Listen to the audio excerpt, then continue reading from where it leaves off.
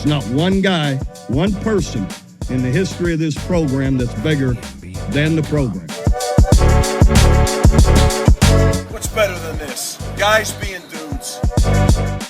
Oh, what's up, and welcome into this post-game pod edition of the Program Guys podcast. I'm Mason Prince, joining you as always by Patrick Kurtzberger, Matt Gann, Mark Hallno, Ryan Tyson. Today is Sunday, September 22nd. Be sure to like and subscribe on our YouTube channel. You can follow us on all of our social media at Program Guys with a Z.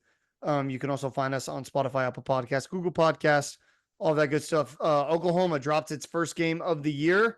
They are 3-1. They dropped the SEC opener 25-15 to Tennessee. The rankings re-released today. Tennessee moves up to number 5.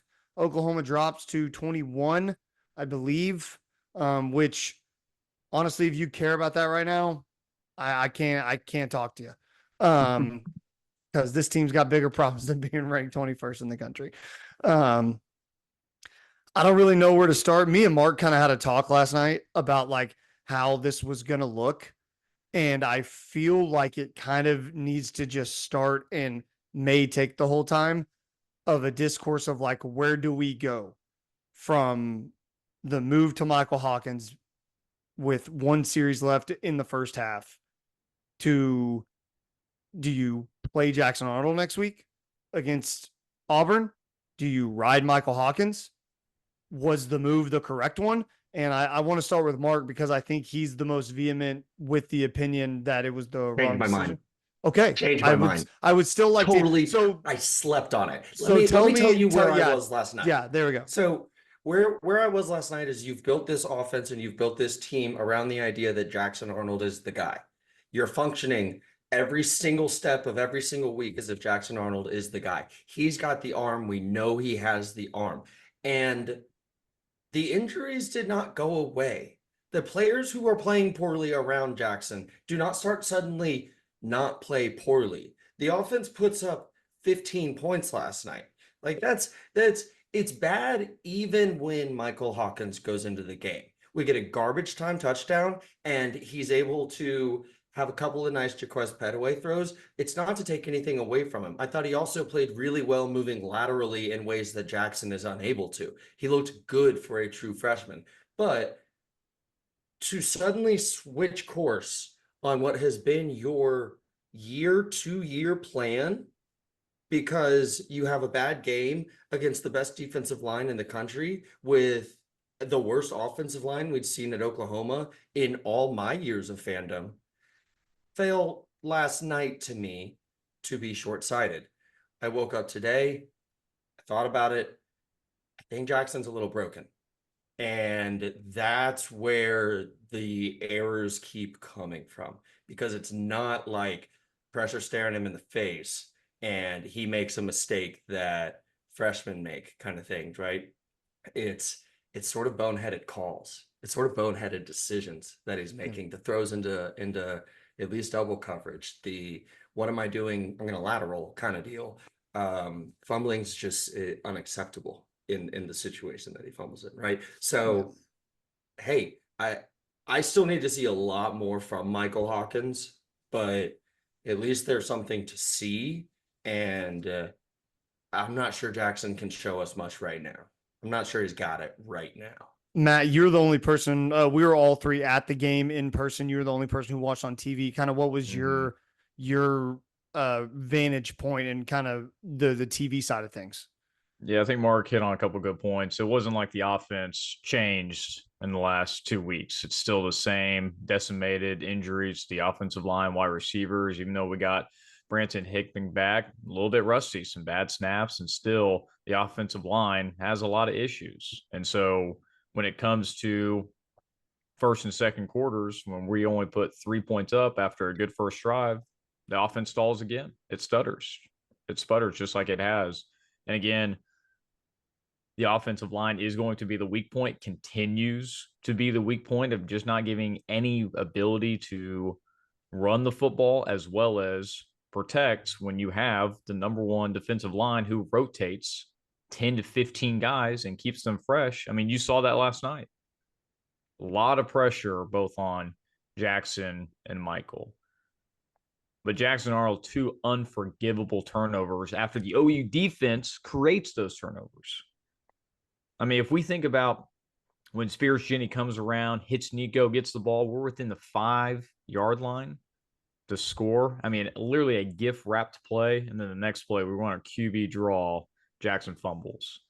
We get another turnover. He throws a lateral pass behind the line. Shouldn't even been thrown in the first place. Turns it right back over to Tennessee. I think that's where I felt those 2 back-to-back mistakes after getting the ball back really turned the corner for me that we needed to make a change. Now, do we need to do it right at the very end of the second half? Maybe. I think that we could have gone into the halftime, made those adjustments, to let Hawkins come out. But we needed some juice. We needed something a little bit different. Just 2 unforgivable mistakes, in my opinion. Pat, I want to been completely different.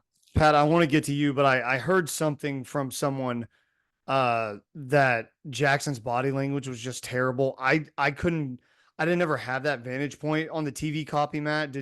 Was his body language as bad as this person was telling me it was? I mean, they definitely showed camera at him. I think he was more just disappointed in himself. He's his harshest critic, right? You come in, you're playing Tennessee, you're not playing very well. I think you could see that on his face. I think he was doing everything he can to stay within the moment.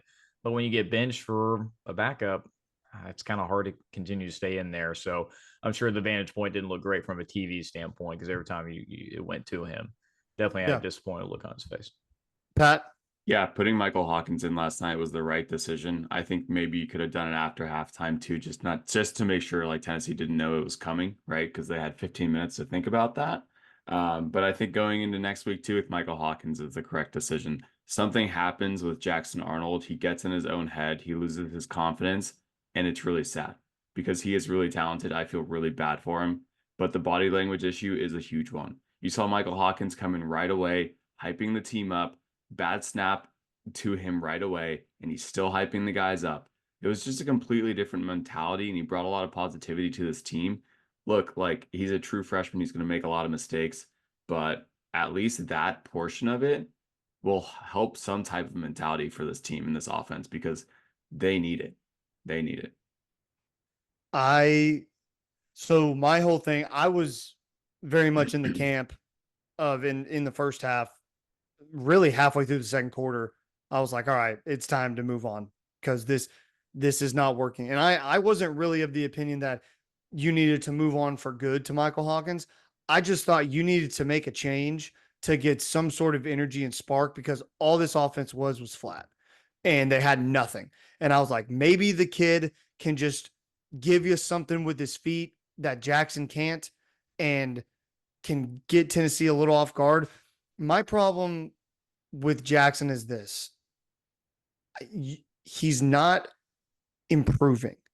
He's making the same mistakes over and over and over again.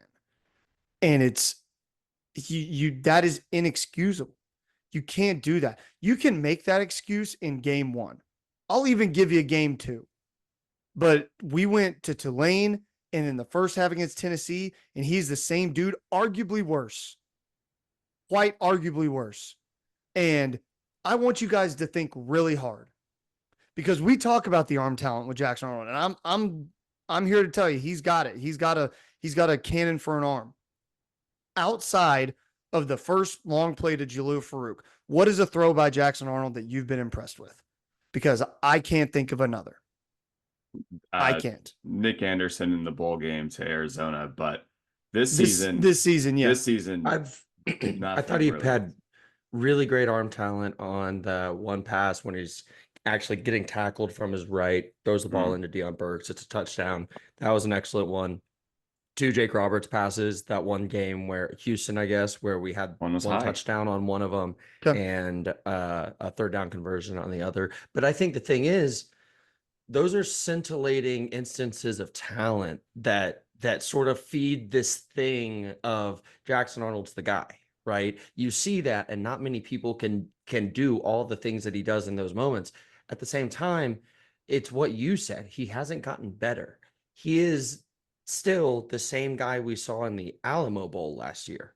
You know, the same guy that, man, beautiful touchdowns and also several interceptions that at the time felt like a freshman making his first start Mhm. in an unfortunate situation, players opting out, being injured, all of that stuff. And now feels like it might just be who the player is. And if it's who the player is, then you have to coach him differently or make a different move. And it seems like they've gone different move. I hope they also find a different way to run the offense, because Seth Luttrell isn't doing him any favors with some of the play calling that we see. No. It's not clean. It doesn't make sense to me. I don't know why he's running as often as he is, the ways he is. And you can tell it's gotten in his head, man. It's Yeah. just, it's really frustrating because he's not playing like the guy who's capable of making those great throws. Yeah, Jackson had a couple of deep balls where, again, I had this problem with him against Houston, against Tulane. He throws deep balls where he doesn't even give them a shot. They don't even have a chance to make a play on it. And I'm not putting that on a wide receiver. You know what guy you're throwing to. You know where you need to put it. Be a quarterback, be an athlete, and give the dude a shot. He's overthrowing dudes by 10 yards or throwing the ball out of bounds. It's tough, and I feel bad for the kid. I really do. But the move to Hawkins was something that had to be made, and I'm glad they made it. It sucks you're in this situation, but guess what? Brent Venables has paid millions and millions of dollars to figure it out. So I don't feel bad. Figure it out right now. And to Mark's point about Seth Luttrell, I love Brent, but I'm not going to let him off the hook. That's a bad hire. That's a lazy hire. He does not know what he's doing. He does not cater to his personnel. I'll give you the injuries. That's fine. But to look that anemic and not have any semblance of a game plan at all. And on the first down calls, there was a crazy stat out there. It was like 12 drives. And then you were like -7 yards on first down or something Mason, like that. I just sent it to the group. It shows 15 different Thank you. instances of first down play calls. For those, we had 7 total yards, 3 turnovers, and a safety just on first downs alone. And we talk about the last few weeks how critically important it is to get fast on get positive yards on first and second down. We continue to put ourselves in third and long situations. OU last night was 3 of 15 for third downs. And it's because we're facing 3rd and 8, 3rd and 10, 3rd and 14s. We continue to get behind the chains. And looking at that text, seeing that picture to what you're talking to, Mason, that's atrocious. That makes me want to throw up. And another thing on the rushing attempts, another fantastic stat. This is unbelievable. But out of the 25 rush attempts that we had, 16 to 17 of them, the running back was getting hit at the line or behind the line. That's terrible. That is terrible. So I'm not going to put this all on JA. Right. But the offensive line, the run game, it's totally anemic, and Jackson Arnold's not helping. He's just compounding the mistakes on top of it. Pat, outside of the quarterback situation, your thoughts on the offense as a whole? Yeah, I mean, to your point with Brent Venables, it starts with him. This is an unacceptable offense to go into the SEC with. It's atrocious. The way that Seth Luttrell is running this offense is really bad. The offensive line, Bill Beatonbaugh, this is really, really bad. You cannot go into the SEC with the worst offensive line you've probably ever had. That like people really know about in the last 20 years. It's just from a coaching level, it's unacceptable. And then from a player execution level, communication level from the offensive line, you can see they're everywhere. They don't know what they're doing. Running backs can't get a yard or two, and we have decent enough running backs. Like Taylor Tatum can make something happen. I think he's got a concussion. Got injured. But that's it. Yeah. Like our two best players right now that can make something fiery happen are a true freshman running back and a true freshman quarterback.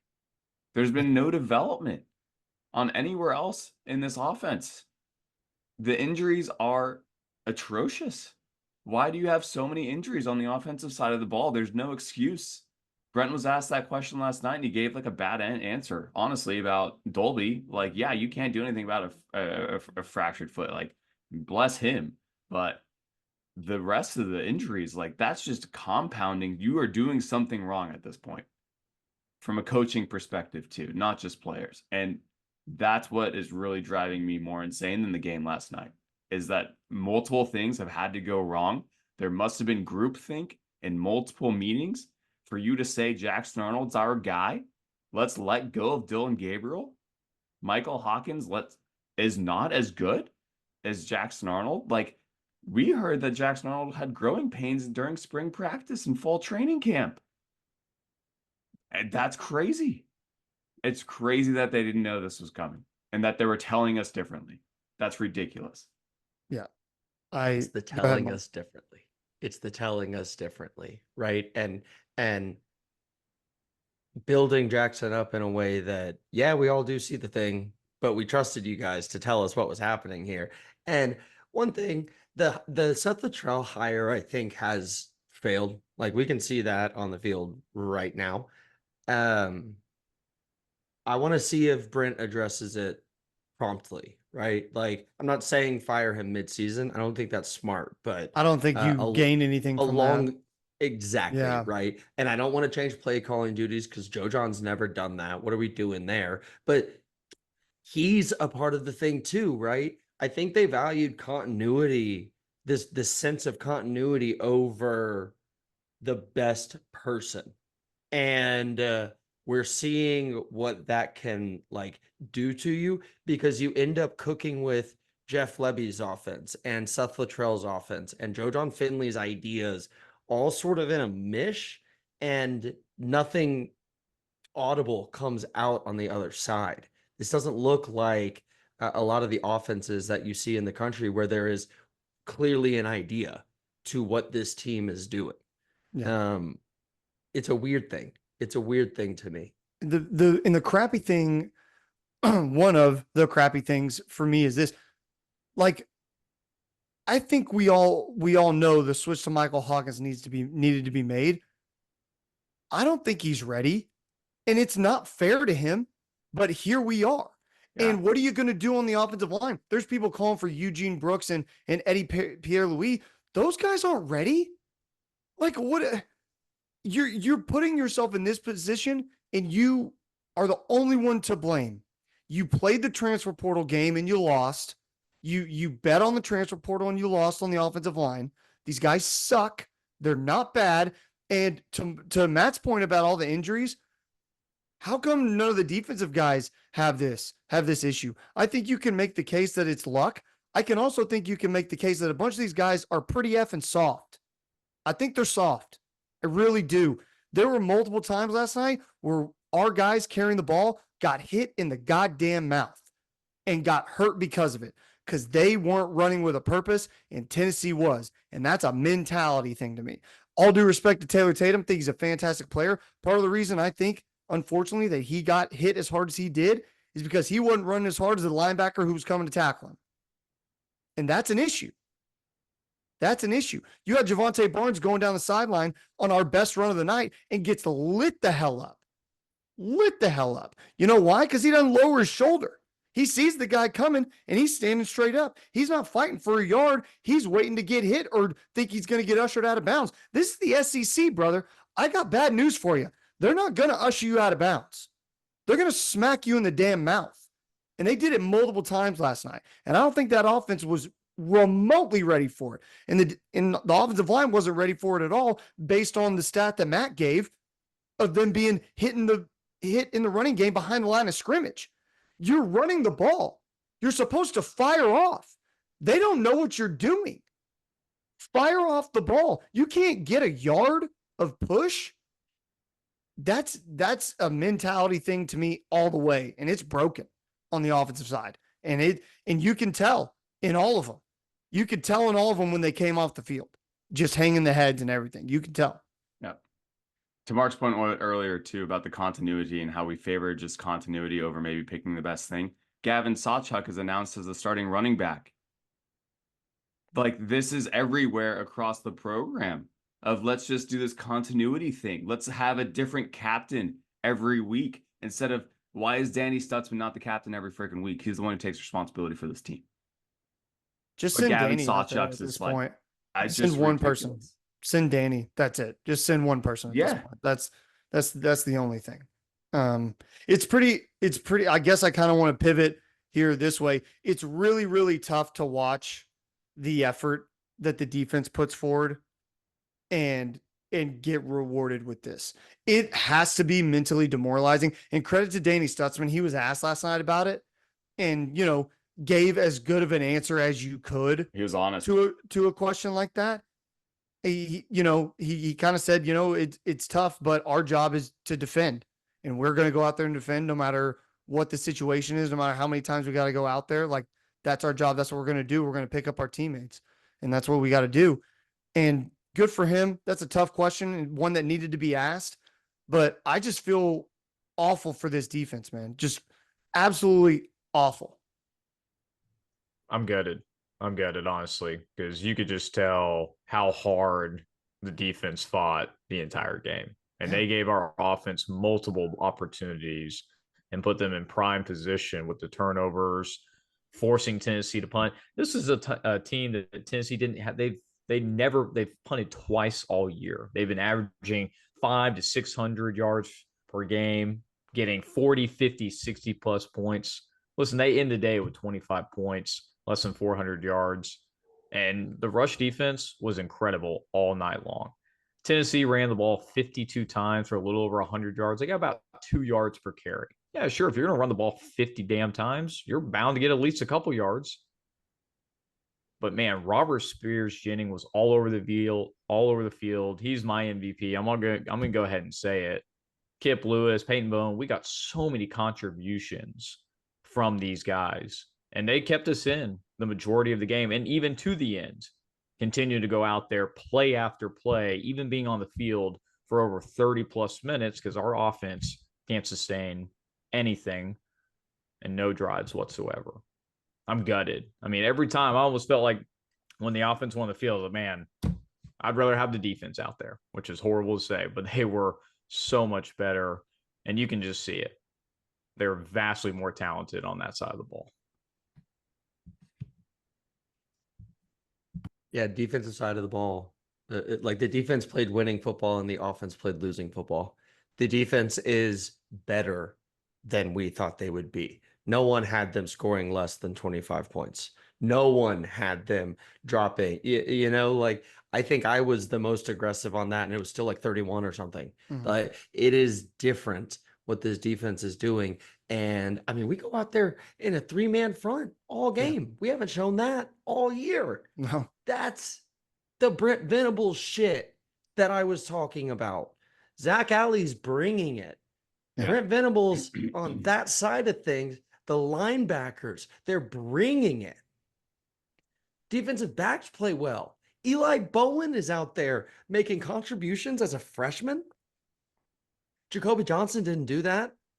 No. Josiah Wagner barely did that. This is the biggest game of the season, and they're trusting Eli Bowen in those moments. Yeah. The defense is doing everything right. Guys go down, guys step up.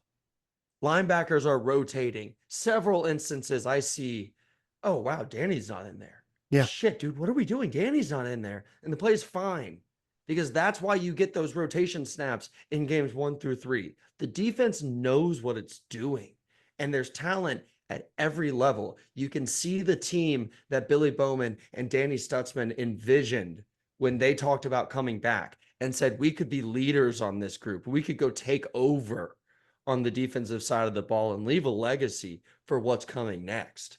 You see all of that. Nico looked great. He had a couple of throws, the touchdown on the post, man, perfectly placed ball. Perfectly placed ball. That's what a 5-star quarterback's arm looks like consistently. And Josh Heupel played a fantastic game. He didn't try to show up Oklahoma. Oklahoma was able to show itself up on the other side of the ball. Josh Heupel coached a smart game.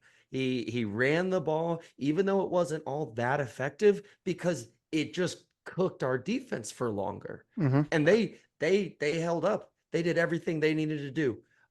They held up their end of the bargain 150%, and we couldn't even get to 50 on offense. So it's it's really embarrassing stuff on the other side, because truly an excellent, probably best defensive performance we've seen from an Oklahoma team in a long time, considering the talent on the other side of the field.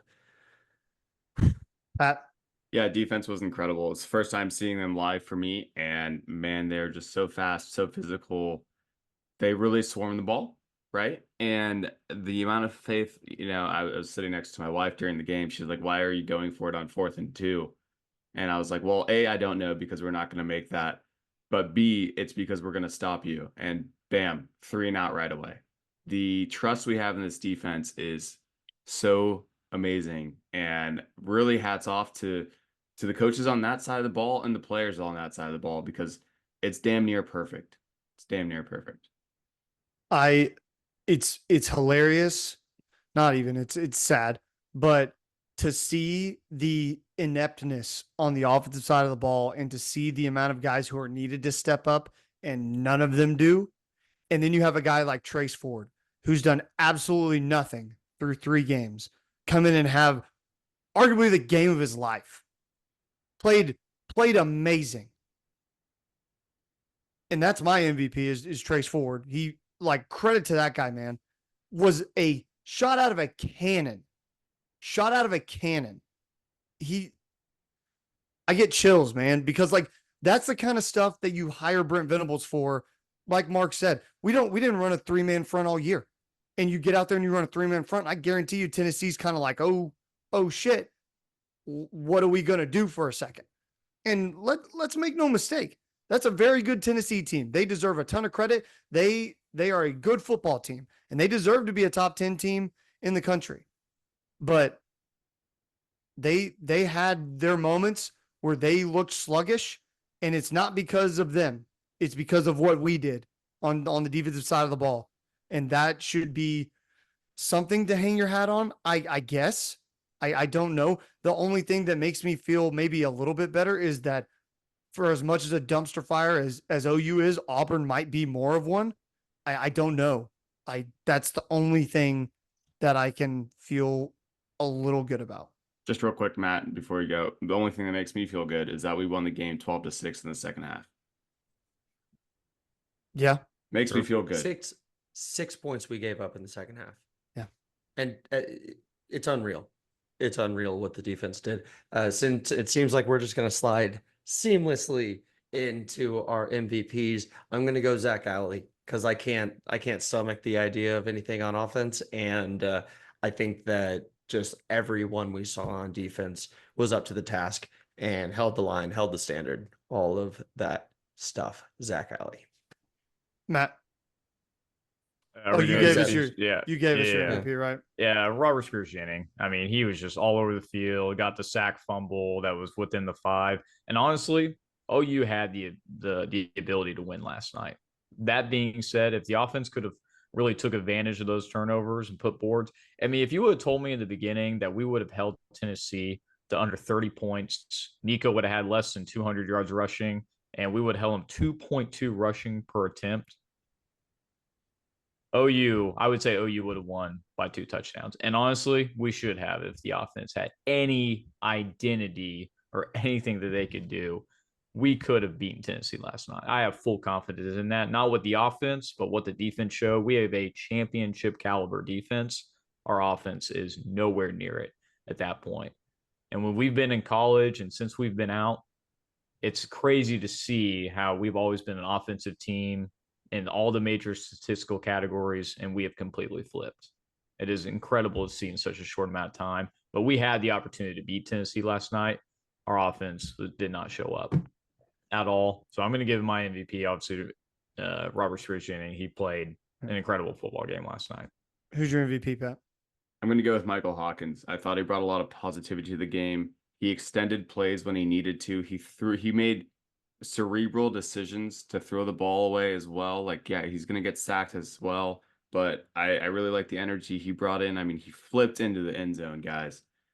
I just hope he doesn't get hurt, because I don't see him if he's taking hits like that every single game as our starter the rest of the season, he's gonna get hurt. So hopefully something changes there. Hey, he earned it last night. Yeah, He you earned it. gotta have some sort of game plan to not let that guy take as many hits as he did last night. Like that, you just can't. Also want to give one quick shout out. There was a challenge to the student section and OU in general, just the fans showing up, and they did, man. The students were there through the entire halftime, stayed until the fourth quarter, like halfway through the fourth when, the game was pretty much locked away. Credit to the students, man. They deserve a ton of credit. They heard the noise and they showed out, and it was loud and it was great. I think they deserve a lot of credit because they get a lot of hate, and deservedly so. Deservedly so. What they pulled the first 3 weeks was not ideal, but they heard the noise and they were great. They were awesome. Environment was spectacular. One thing on that, It was really good. Yeah, it was really good. Holly Rowe tweeted that they didn't hit that many decibels. It's been 2 years. It's and since LSU, we broke the LSU decibel or almost matched it. I don't know but it's the highest since a game in 2022, I guess, at 117 decibels last night. The highest this season before that was 115. We broke the record for that this season, and fans showed out. Yeah, they did.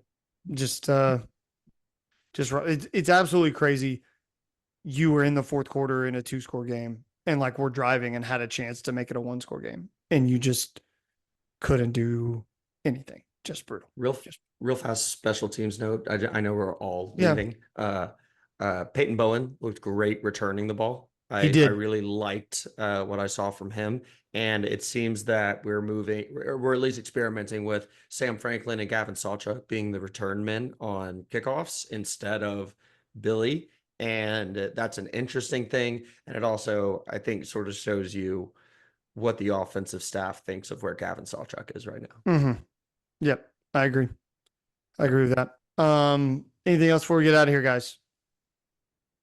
Okay, whether you want it or not, there's a game next week, and we'll have you covered for it midweek. OU against Auburn, first road SEC game in OU's history, so that'll be fun. You can follow us on our YouTube channel. You can find us on Spotify, Podcasts, Google Podcasts. Follow us on all of our social media as well. Let us know down below in the comments what you thought of the game. We read every single one of your comments. That's going to do it. Pat, take us out. Keep pushing it, baby. 3, 2, 1. There's not one guy, one person in the history of this program that's bigger than the program. What's better than this? Guys being